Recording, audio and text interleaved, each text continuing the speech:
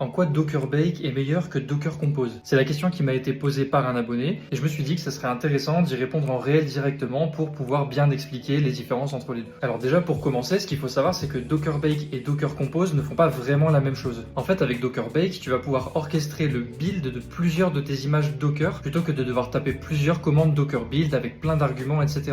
Donc on parle vraiment de construction des images à partir de tes Docker files. Et donc c'est notamment super utile quand tu es dans une structure monorepo où tu as plein de modules qui sont en fait dans un seul repo Git où tu as par exemple plusieurs Dockerfiles à différents endroits et donc tu vas pouvoir les builder hyper facilement en définissant ton fichier de config à un seul endroit et en faisant docker buildx bake plutôt que de faire un docker build justement sur chaque module du repo. Et comme on est vraiment sur la partie construction des images, on ne pourra pas par exemple définir de dépendance sur l'ordre d'exécution des conteneurs ou alors une appartenance à un network spécifique, un mapping de port, etc.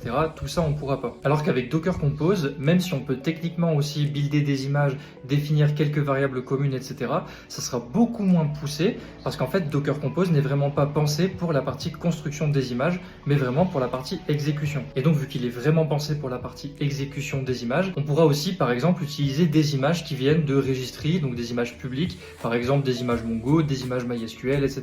Et c'est justement au niveau de Docker Compose que là on va pouvoir définir l'appartenance à un réseau spécifique, le mapping des ports, les dépendances entre les conteneurs, etc.